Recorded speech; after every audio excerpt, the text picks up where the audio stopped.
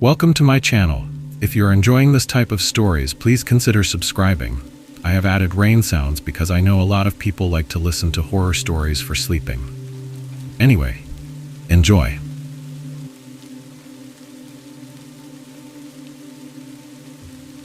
Daughter appeared in my locked room. I still can't explain this. About 3-ish years ago, when my daughter was around 4, I had a sitter over, and I went in my room to get ready to leave. I closed and locked the door, and I specifically remember making sure it was actually closed all the way and fully locked. A few minutes go by, and I hear my daughter at the door, loudly jiggling the handle, trying to get in and calling for me. I was around the corner in the bathroom, and when I came out, maybe a minute later to let her in, she was just standing there right inside the room. The door was still closed and locked behind her. I never heard the door open or close. I asked her how she got in, and she just stood there and said, "I don't know." It really freaked me out. I asked the sitter if she saw anything, but she was in the other room and didn't know what happened either. Maybe there's a logical explanation, but I haven't been able to come up with one.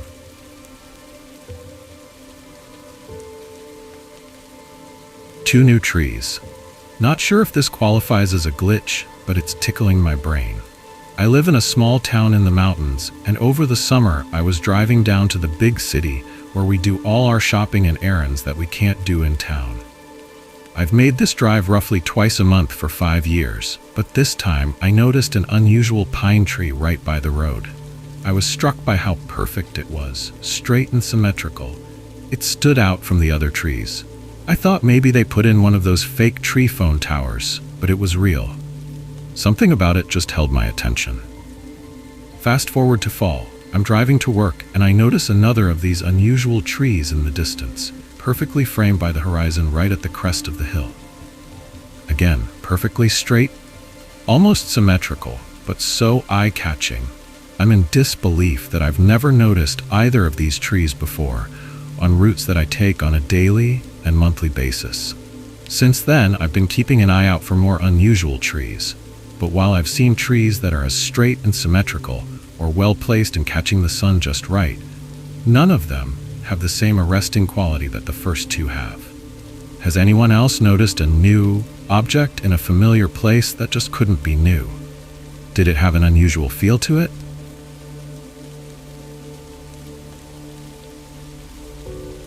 I received a package from my future self. It started on Tuesday. I'd been working from home that day, nothing unusual, just another routine day. When I opened the door to grab the mail, I found a medium-sized box with my name and address written in elegant, almost flawless handwriting. It wasn't the type of package I was expecting, and there was no return address or anything to indicate where it came from. I didn't think much of it at first, assuming it was some sort of mistake or an order I forgot I placed. I brought the box inside and opened it carefully, only to find a neatly folded letter inside. The letter was dated 2025, a year into the future. I was floored.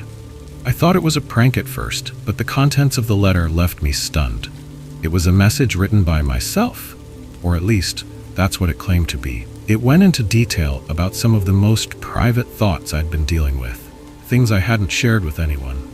It even mentioned events I was struggling to avoid or fear in my life. Specific situations that I was about to encounter.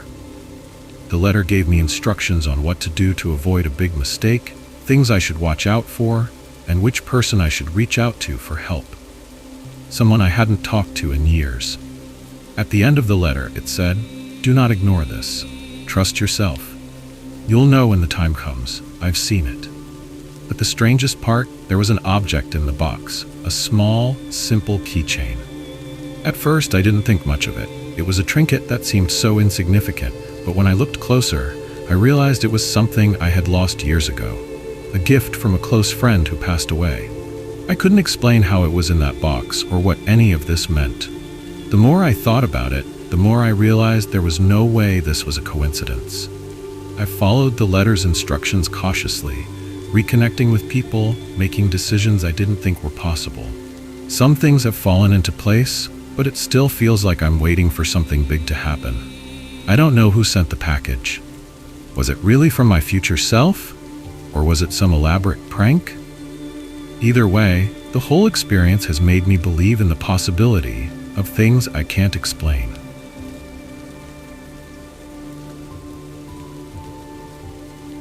Shapeshifter in the mountains.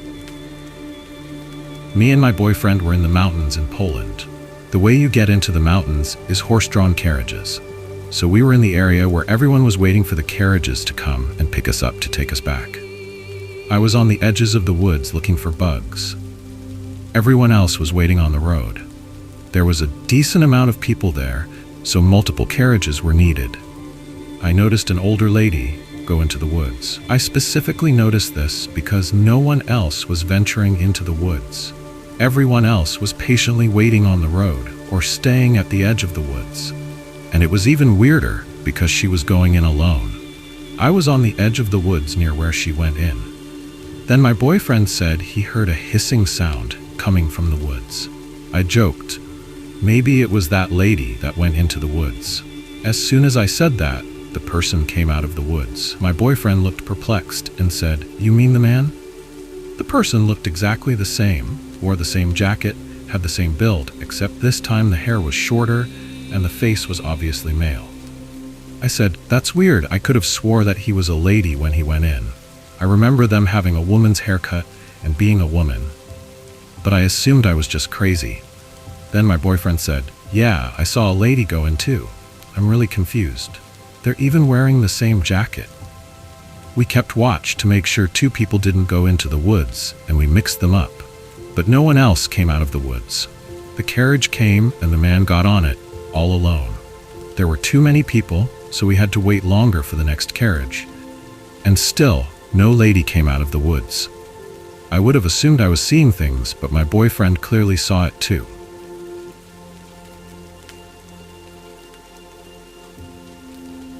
Missing money appeared somewhere where it couldn't be. Back in 2014, my BF and I had plans to go out to a bar for karaoke night. I can't remember which one of us had the $100 bill originally, and which one of us was the person who was supposed to be hanging on to it to take to the bar with us. So we get ready, and we're about to head out, making sure we have everything we need. That's when we realize that neither one of us have the money. There were only 3 of us in the house, my BF, myself, and his father, who was in the living room at the time watching TV. He was old and very slow getting around because he was still recovering from back surgery, so there's no way he could have had anything to do with it. My boyfriend and I searched everywhere in our room. We checked the closet, boxes, bags, shoes that were on the floor of the closet, thinking maybe it had fallen when we were changing or something. We checked under the bed. Maybe it fell on the floor and the fan or AC blew it under there. We checked the hamper, all of our drawers, my purse like 4 times, the bathroom, the trash can. We didn't really bother checking the rest of the house because we hadn't gone anywhere except for our bedroom and bathroom. We were extremely frustrated and had literally torn apart the room looking for this damn $100 bill. Eventually, we just gave up on going out that night. And due to my frustration, I'm just ready to go to bed. After getting in bed, I noticed something strange touching my leg. I lift up the sheet and bead spread, and there's the $100 bill. Under the bedspread, under the sheet, in the literal middle of the bed that had been made since that morning. The $100 wasn't even around until that evening. And when I say that I had made the bed, I didn't mean just pull the covers up over the bed and call it good. I'm taking like I made the bed hotel style. Tucked sheet folded back, bedspread folded back with the bed pillows overlapping the fold, and then folded back up over the pillows, finished with 2 pillow shams, a couple throw pillows, and a bolster. How did it get there? There are 2 very good reasons why I'm 100% positive that it wasn't my boyfriend toying with me.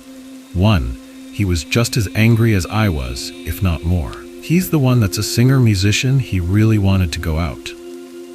2, he wouldn't have been able to make the bed back the way I had made it. He's so not that detail-oriented.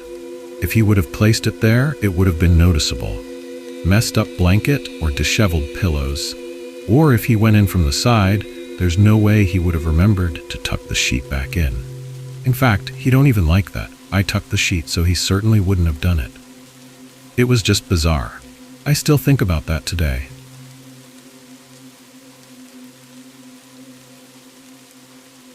Our wedding bow ties disappeared twice. To start, I am a very detailed-oriented person, and I do not lose much of anything, especially things dealing with my wedding. This event is one that puzzles me to this day, and I bring it up occasionally to those around me. They mainly brush it off as us being careless. Let me also start by saying these were the only things ever misplaced regarding the wedding. When I brought my groomsmen to be fitted for their suits, we also bought bow ties, 6 of them, and I suggested I'd keep the bow ties and boutonnieres until the day of, so they did not get lost. 3 days before the wedding, which was in a different state, we were collecting all of the items we were bringing since we were getting to the venue a day or two early. The bag the bow ties were supposed to be in was empty. I left these bow ties in the kitchen, specifically on the island, with the other smaller wedding-related objects. They were nowhere to be found. We checked suitcases, drawers, cars, trash cans, etc. Absolutely no proof they ever existed other than us remembering we bought them, and photos of them, obviously. The solution? We asked one of the groomsmen, my now brother-in-law, to run to the store we got the bow ties from, since it was out of town and he lived there, and buy us more. He somehow found the same colors we needed again, and we told him to leave them in his back seat since we were leaving for the venue the next day. If they were left in the car, they could not be forgotten nor lost by the next day. Well, they were. He searched everywhere in the car, and even his apartment, trash, etc. The bow ties were nowhere to be found. There was also no evidence of a break-in. Nothing else was missing or damaged. He was speechless on the phone and felt bad to tell us he had lost them. He could not explain how they disappeared, only that they were in the car the day before. Baffled, we eventually went to another store and bought a 3rd round of bow ties and had to switch up the colors since we had no choice. I placed these inside my suitcase, zipped them up, and did not take them out until we were at the venue. They made it there. The parents of my bride and my own parents were mad at all of us for losing them so many times. We tried explaining we don't know how they disappeared, but regardless, they did not believe it. I would say we simply lost them. Twice. But everything pertaining to our wedding was specific, as with anybody's, and everything we bought for the wedding was accounted for every step of the way, except for the bow ties. The kicker was the second loss, and it happened within 12 hours of buying them. For the wedding party, we all find it one of the strangest things we have witnessed.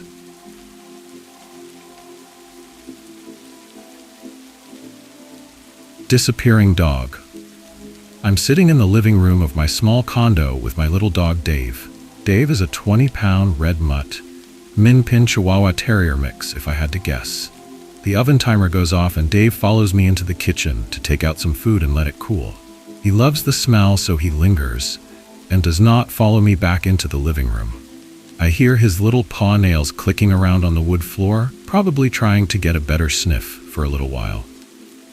A minute or two goes by and I realize I don't hear my dog anymore, so I called to him, "Davy, Davy."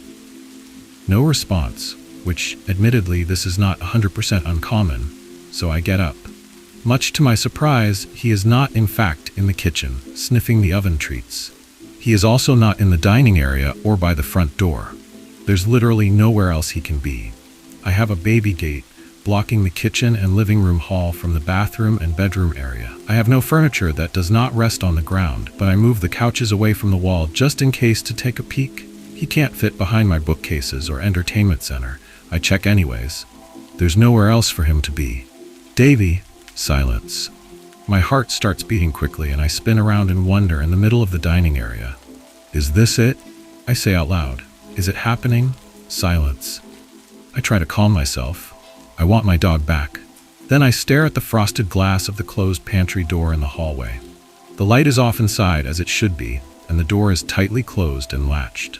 I walk slowly to the pantry. I turn the doorknob, silently inching open the door. Lying on the floor staring up at me is little Davy.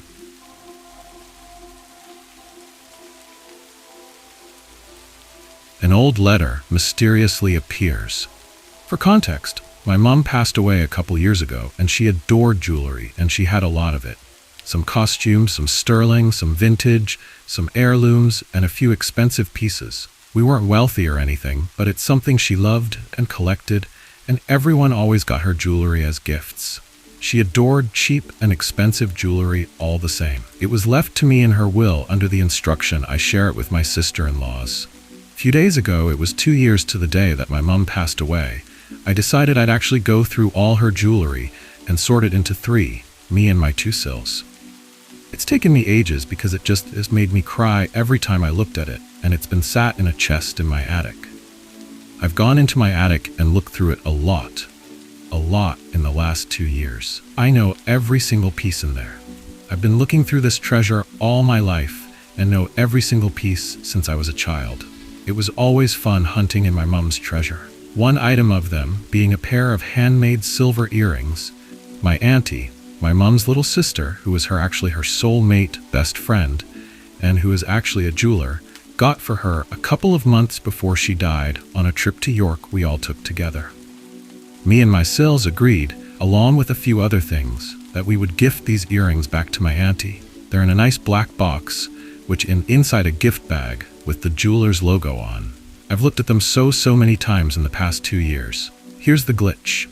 The day I go to actually get myself together and sort out this jewelry, there's something else in that earring gift bag. A letter addressed to my mom. It's small, old, handwritten, opened and addressed to my mom, a letter she'd clearly kept a long time. I open it, and it's from my auntie to my mom, and it's a letter she's written to her in 1997. I'm not religious, but I guarantee on everything other people hold holy, it was not in there. Ever. I was the one that collected my mom's jewelry from her home and put it in bags and boxes and brought to my home. I've looked through it hundreds of times. Spooky or glitch? Either way, it freaked me and my auntie out.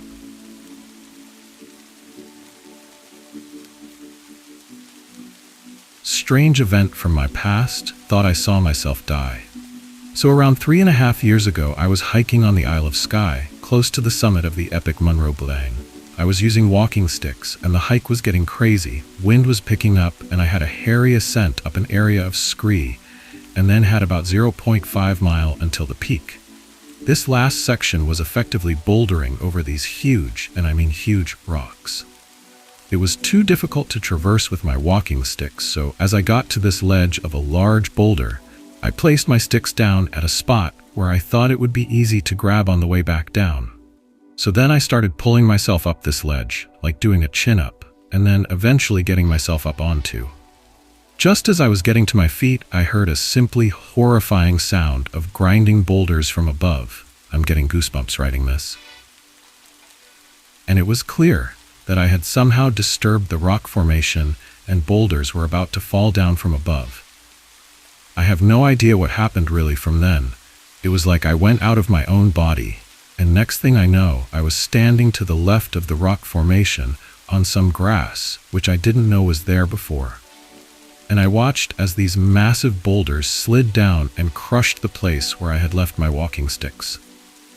I have never felt anything like it. I felt an icy chill on my bones. It was like I should have been crushed at that moment, but somehow I wasn't. I can picture the event that could have occurred and can almost feel my last moments if it had went the other way and I hadn't moved in time. I would have never met my 2 kids if this happened, so I am super grateful, but I have this weird feeling that a quantum me was actually crushed under there and went down as another sad hiking stat. Anyway, felt good to type that out and think more deeply about it.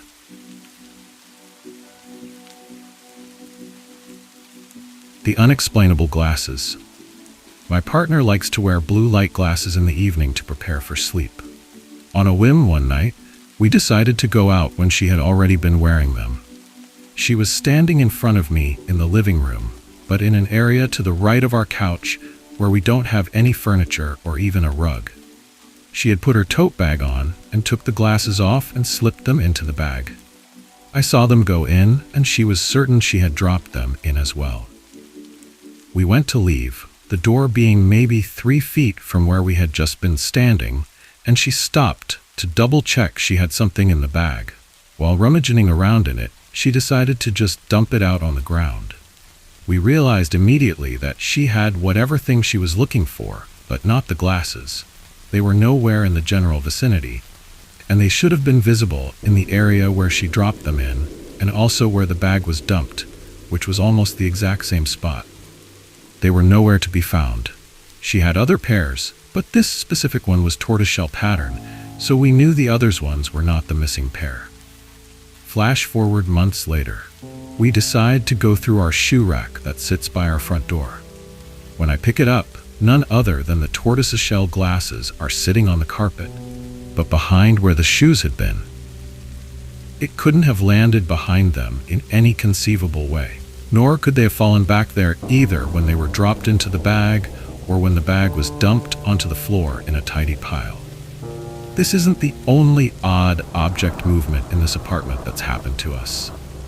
We're curious to see if it continues when we move, or if it is something about that space. It remains to be seen.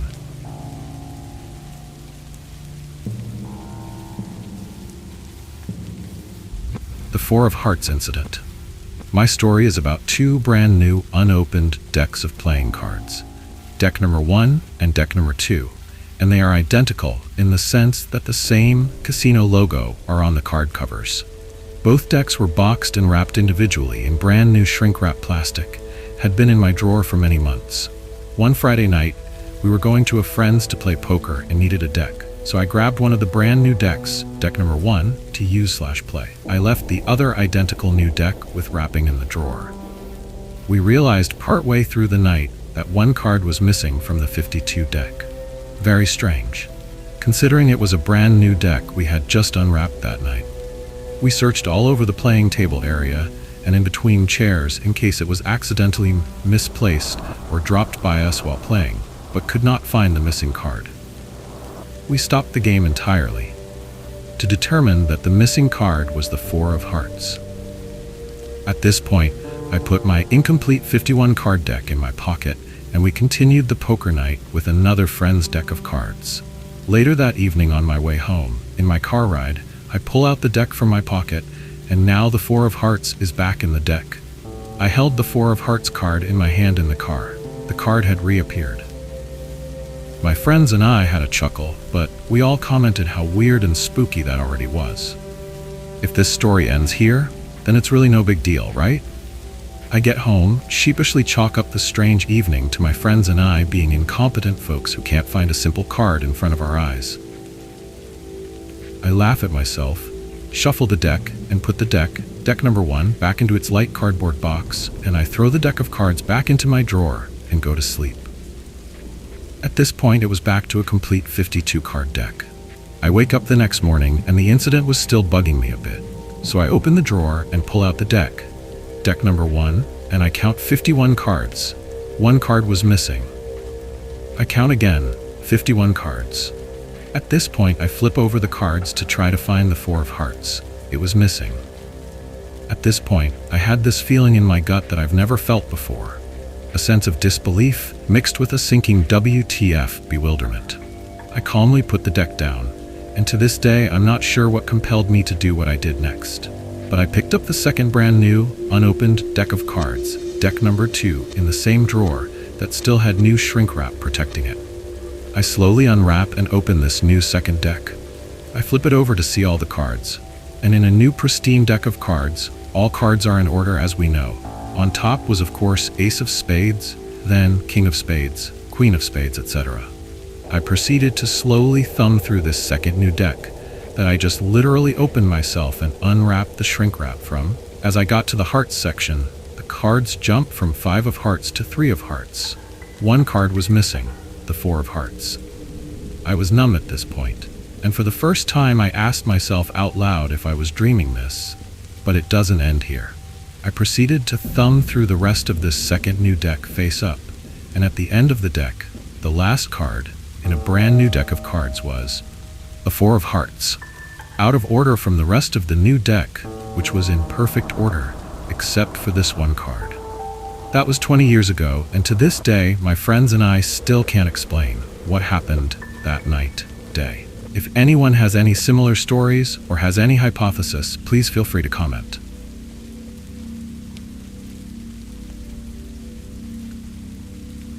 There he is. Again. Every time I drive through Ravenna, Ohio, in which is very often. There he is. Again. This guy who is not homeless, but probably lives in some type of government housing near downtown Ravenna, crosses my path every time I drive through. Not just see him walking down the road, like literally crosses the road right in front of my car, even if we're not at a crosswalk or stoplight or somewhere where you're supposed to cross. It doesn't just happen on the main road either. It happens on side roads. You could maybe think that he had memorized my car, but he also does it when I drive the truck too. The truck has tinted windows, and there's no sticker or anything to make it stand out from the crowd. Even when I do drive through Ravenna in my car and see him with enough notice to make maybe eye contact and him acknowledge that I'm looking at him, he doesn't show any facial indications that lets me know that he recognizes me. I used to work at a Circle K, and him be a customer on just a few occasions. I'd make conversation with him just like I would anybody else, but it was kind of difficult because honestly, he is not all there. Or is he? He's known for his rants that sound crazy. Sometimes he speaks of religion. He approaches people at pumps while they're pumping their fuel, rambling off crazy talk, and sometimes complete nonsense. Customers come in and they mention it, and usually everybody laughs because we all know him, and it's like, whatever. I actually enjoyed hearing some of the things he was saying because I kind of thought a few things he said were interesting. I liked the guy so much that I gave him a nickname, Doubloon. Because one time he came into Circle K and told me he had a doubloon and it was worth a lot of money. And I totally entertained it. Another time he came in telling us he was going to sue Longhorn Tobacco Company because he came up with the word Longhorn and that they stole it. But back to the point. Sometimes I feel like he came out of nowhere. Like I am pretty observant of my surroundings and you think I would see him walking, but I don't. All of a sudden, he'll just walk out in front of my vehicle. I mean, he did it the other day when I came out of the bank, in which is just a simple come out of the drive-through, turning left, and then there's a light right there where I'm now stopped. And then all of a sudden, before that light can change, there he is, stepping out in front of my car's truck. I've even feared a few times that one day I might hit him. On another note, he's not the only person in the town of Ravenna that I'm suspicious is also like an NPC in my simulation. The guy who runs the laundromat, I see only a giant eagle and always in the same area right in front of the registers. 80% of the time I go grocery shopping there, I run into him. I see the repeating pattern and it's really hard to ignore. I've never been to any other laundromat in the area and I don't usually go to laundromats. I question whether or not, if I never went there, if I would be running into him at Giant Eagle. I know that my life has been paranormal episode after episode after episode, and I should be used to weird things happening, but this kind of paranormal thing is actually bothering me. Ever since I got past life regression therapy done on me around 12 years old, my life has never been the same. So, my question for all of you, if by chance this was a simulation that I was living in and there was a pattern of people crossing my path and showing up specific places, is this because I'm on my spiritual path? Or does this mean that I'm stuck in repeat and I need to do something to change my path? And then if I do change my routine, or let's say do some things that I have been maybe putting off or not putting enough effort into, in regards to let's say my business, will I then know that I'm then on my right path? Because I won't be seeing them anymore? Would they stop crossing my path? I'm starting to feel like Jim Carrey in the movie The Truman Show. I'm not schizophrenic, but I am a little bipolar. And if I don't understand something, it kind of pisses me off. Lol. So, even if you don't have an answer for me, feel free to let me know if you have anything like this happening to you in the comments below.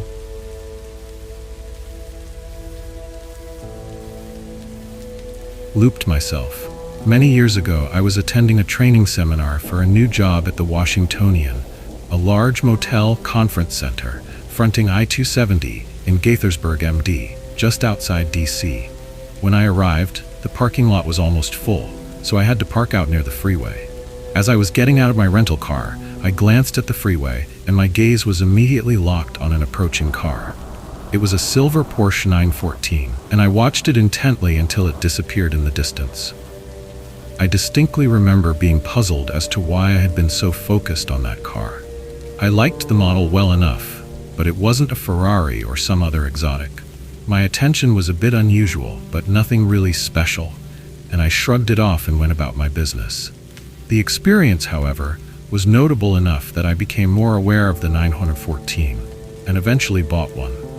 3 years later, I was driving my new silver Porsche 914 in from Pennsylvania on I-270 to DC for a meeting, and I noticed the Washingtonian sign as I approached it. And as I passed by, I distinctly saw myself standing next to that rental car in the parking lot watching me back. It felt like touching a live wire. I knew without a doubt that it was me watching me drive by. Shaken, I got off the freeway at the next exit and worked my way back to the motel, but the lot was almost empty and there was no sign of me. But I now knew the reason why that encounter 3 years previously stuck in my head. Some kind of weird causal loop connected my past and future self. Coda. Not too long after that car almost killed me. I was driving on a rural highway one night, and all of a sudden, I could smell very strong gas fumes. Within a few seconds, the passenger compartment lit up as the engine, located just behind the two-seated cabin, caught on fire.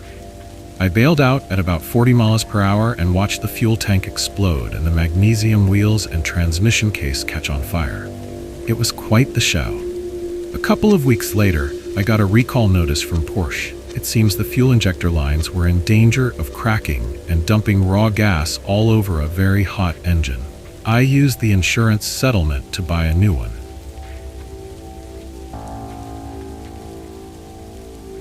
Disappearing faux wall. I was a child in this story. However, the eyewitness I verbalized the event to was an adult man in his 40s at the time, who had lived in this condo for years and couldn't answer me about the disappearing medicine cabinet. When I was about 4, my mom started dating my stepdad. He lived about 45 minutes north of us and lived in a 2-story condo. As he became more and more of a father figure to my sister and I, the 3 of us would go stay with him about every weekend. On the 2nd story of his condo, there was an office, a guest bathroom, and a bedroom. The office and guest bathroom were right next to each other. One time, I was using the upstairs bathroom. In the bathroom, there's a regular door that one would assume was a linen closet right in front of the toilet. I opened the door this day out of curiosity as a 4-year-old.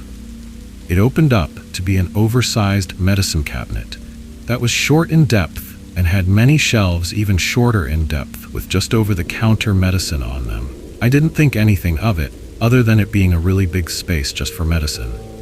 Some weekends pass and I use the upstairs restroom. Again, I open the door.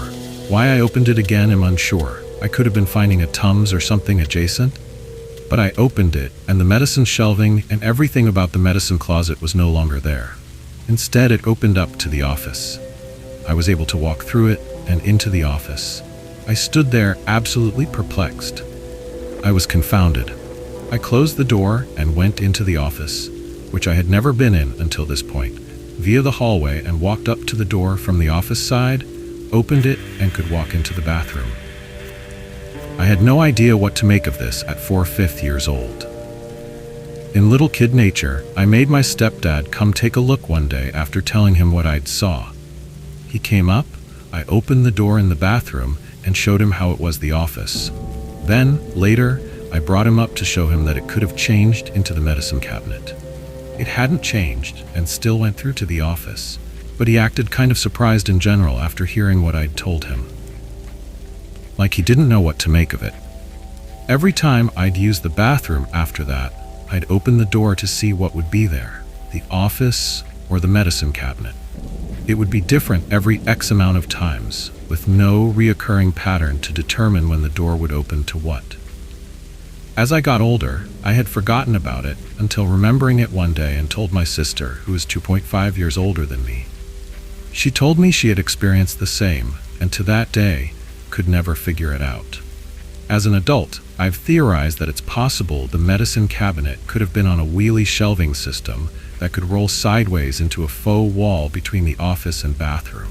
However, I remember the wall of the medicine cabinet being flush to the ceiling and flush to the floor. I remember this because the first time it changed, I had inspected the medicine cabinet thoroughly due to my universe-sized confusion. I went my whole life feeling amazed at the inability for there to be an answer to it, as well as my stepdad not knowing what to make of my experience, even though he had lived there for years, especially with my sister experiencing the unexplainable thing.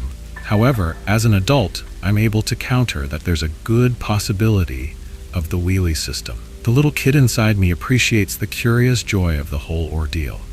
As an adult, I live with the uncertainty of it having a reasonable explanation or being a glitch in the matrix.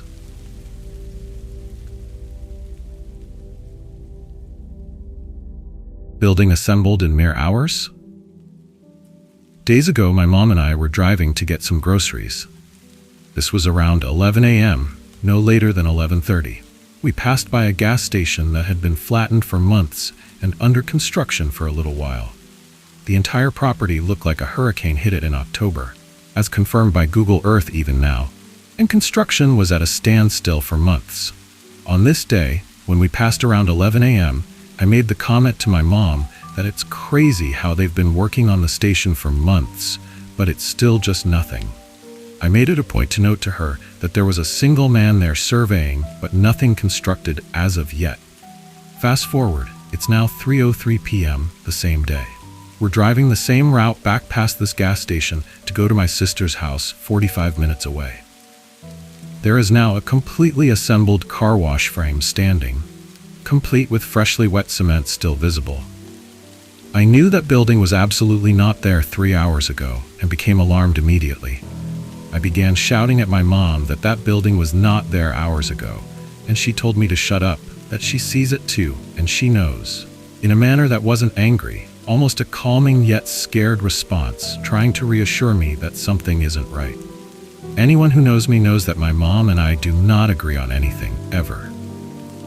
My curiosity got the best of me, and I used DeepSeek to estimate how long it would take an average construction crew to assemble an average gas station car wash frame, 1,000 to 1,500 square feet. My house is 1,000 square feet, and this is definitely bigger than my house. Just cement and cinder blocks.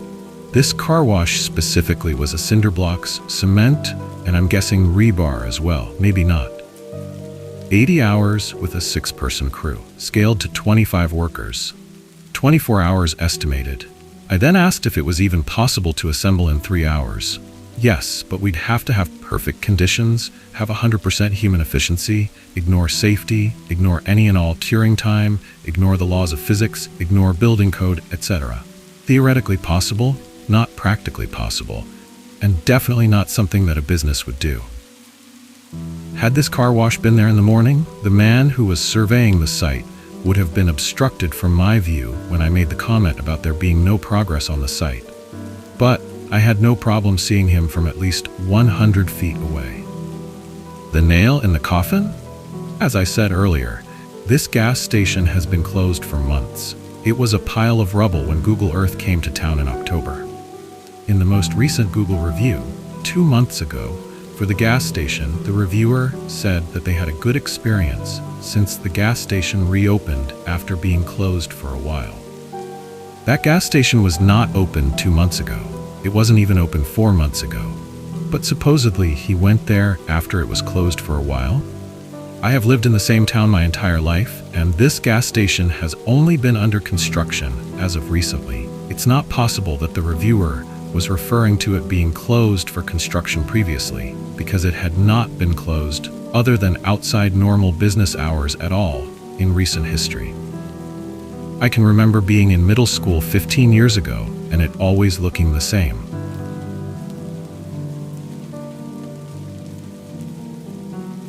Seeds multiplying in my water. I drink lemon water every morning. When I make it myself, I remove all the lemon seeds before drinking. Today my boyfriend made it for me. I never looked in the cup, but after a couple sips, I sucked a seed up through my straw and into my mouth and realized, oh, he didn't take the seeds out how I do. No biggie. I put it into a napkin and checked the cup to see if there were any more seeds in there. There were 3 left. After a few more sips, I got another one in my mouth. Same drill. Put it into a napkin. My boyfriend asks what I'm doing. I say, just got a seed that I'm putting in here. He says, oh yeah, there were like 3 in there, and explains he didn't know I usually take them out. All good. In my head, I think close, there were 4.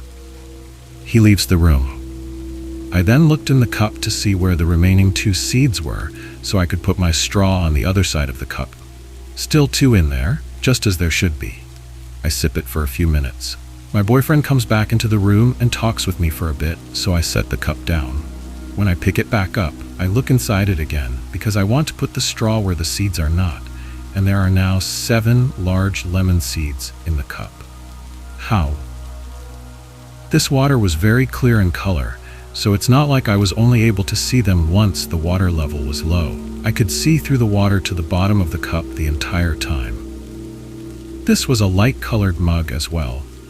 The seeds stood out well against the color of it. They could not have blended in. This is such a minor thing that I feel silly being so stuck on it, but I cannot move past how much it bothers me. I distinctly counted the number of seeds there were, and my boyfriend even accidentally confirmed to me there was a very low number of seeds in there. How is it possible that the 4 original seeds turned into 9 total seeds by the end? I looked at all the seeds when I was done with my water. None of them broke in half, making them appear as additional seeds. Distant neighbor showed up to do a job he didn't even know needed done. About 10 years ago, while I was still living with my parents, they were in the process of having a new home constructed. We were living in a mobile home prior to this, on a bit of land our neighbor, not the same one, owned, that used to have a mobile home parked there. So there was already electric, water, and sewer connections. Now, when building a new home, there's all kinds of permits and inspections that need done.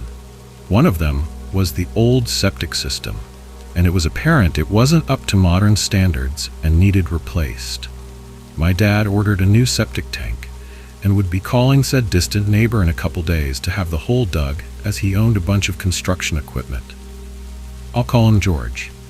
The next day, my dad drives out to the job site and starts doing some work. He did a lot himself, but had some things done by contractors. Next thing he knows, here comes George up the driveway in a backhoe. My dad's jaw drops. To this very day, he can't figure out how in the hell he knew this. He didn't mention the septic tank to anyone who knew George. Even if he did, he had not yet called anyone to come out to dig the hole yet, or had told anyone a hole needed to be dug. Or one had been ordered. The company he ordered it from was a couple hours away, and would have no workers that knew George. The tank was not there yet, so it's not like George drove by and saw it and assumed he needed a hole dug. No one who came out and did any looking at the old septic system would have known George, and even if they did, they wouldn't have been told a new one had been ordered yet. It takes a lot of fuel to run heavy construction equipment, and George lived a little over a mile from us, so it's not like he would have driven a backhoe to the construction site for shits and giggles. The only logical explanation my father and I could figure out is since this was back around 0001, and the cordless phone would have been analog. I know it was for sure because I used to take it and walk while talking to someone to see how far I could walk before it cuts out and hear static. Is somehow George picked up the phone call. It's quite possible, as the site of the temporary parking of the mobile home was a half-mile closer to George, and George was a very avid ham CB guy, and he also owned a very tall and large antenna. George also refused to reveal how he knew the hole needed dug, but he was a very kind person and refused payment from my dad for digging the hole. Neighbors always helped each other without taking money.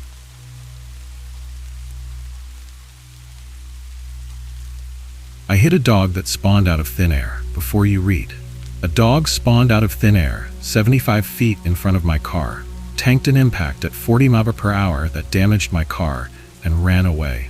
As far as I'm aware, the dog did not sustain any serious injury. Last night I was traveling down the US highway that goes through my town towards the interstate. All of a sudden, a dog appeared in front of my car, and I couldn't even react before I hit it with the right side of my car.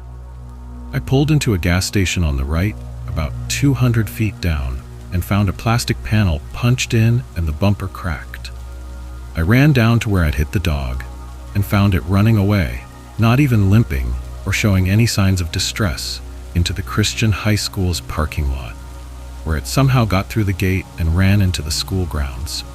This afternoon, I pulled the dash cam footage from my car. The US highway I was on is a wide open, 4-lane highway with a turning lane in the middle, and well lit by streetlights because of the high school and interstate exit in the immediate area. My dash cam also records in infrared to catch collisions that happen in the dark. In the video clip, the dog appears seemingly out of thin air in the median lane, about 75 feet in front of my car, and runs right into my lane. The dog looked to be about a small to medium-sized dog, maybe 20 to 25 pounds. I reviewed the footage 100 times over, looking in every possible direction, and couldn't see any glimpse of the dog running into the road from somewhere else, or standing in the median. It literally just appears in front of me, running at a sort of half-gallop pace, not full sprinting, but not walking either.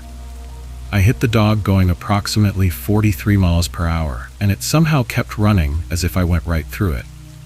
There is physical damage to the car, and a loud bang heard in the footage that proves I hit this dog. And yet, it was almost as if I'd hit a ghost dog, because as soon as I saw it when I ran down, it was still running at the same pace as when I hit it, and showed no signs of injury or distress. I am completely baffled and can't find a reasonable explanation for what happened to me.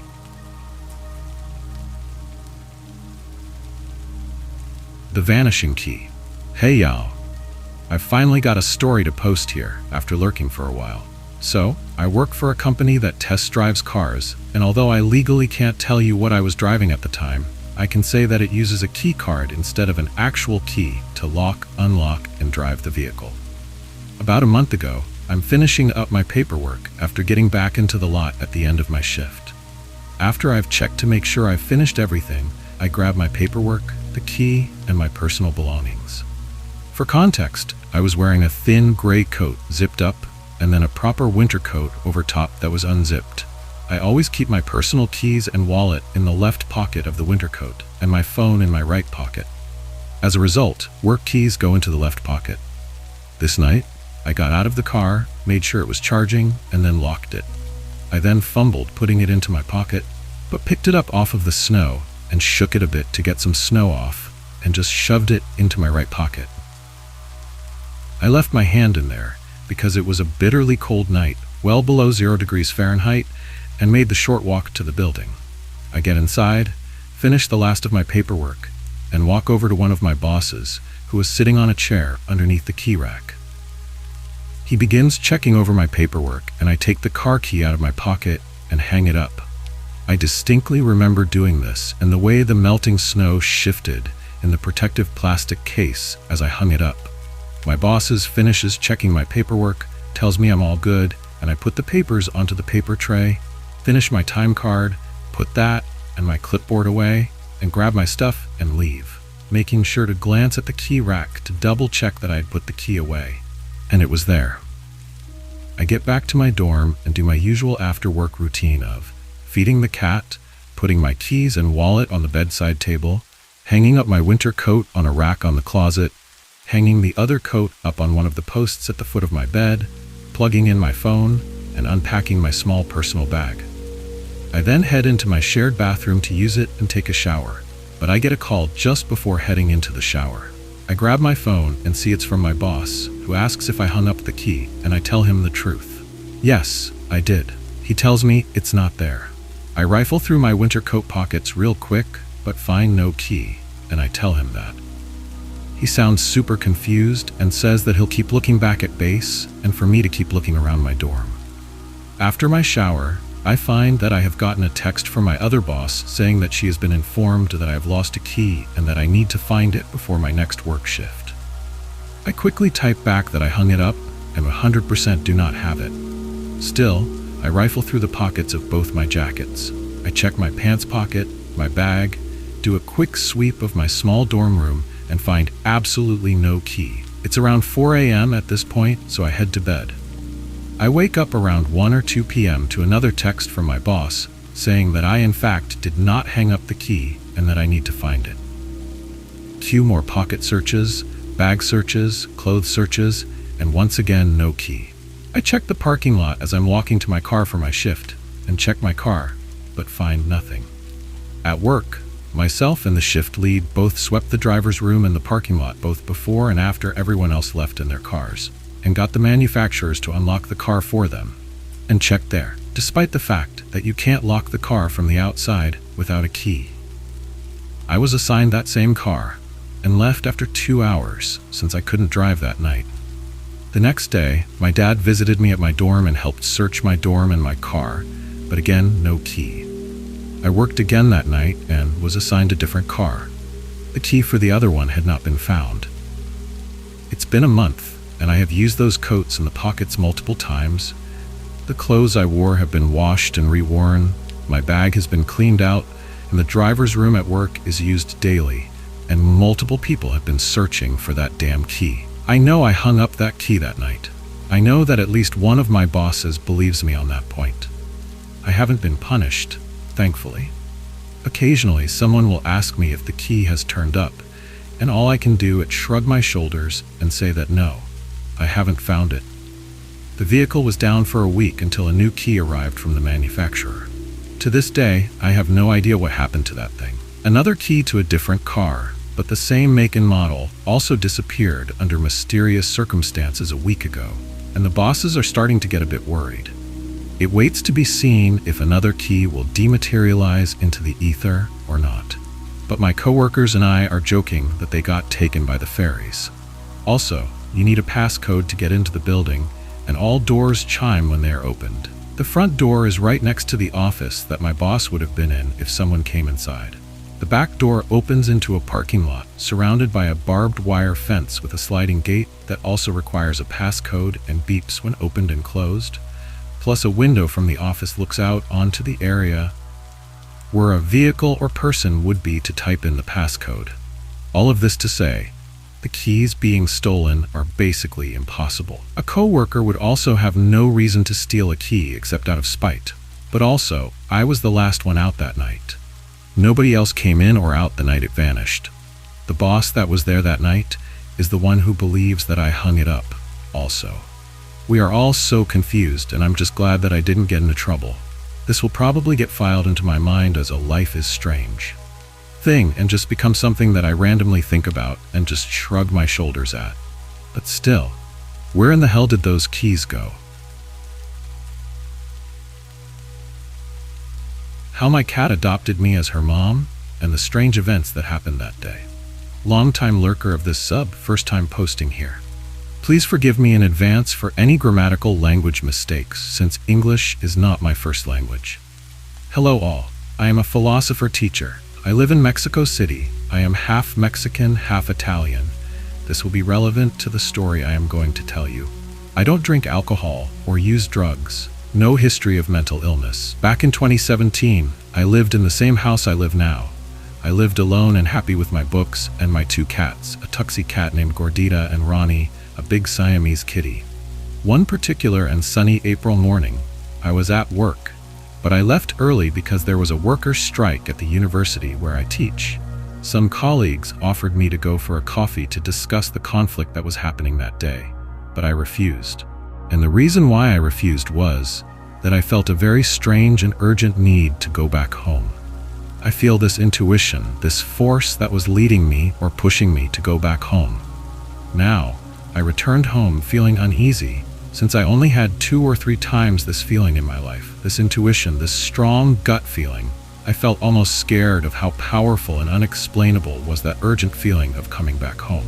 I was in this state of slight distress when I pulled the key of my apartment, and when I opened the door, I saw in the hallway a very tiny calico stray kitten.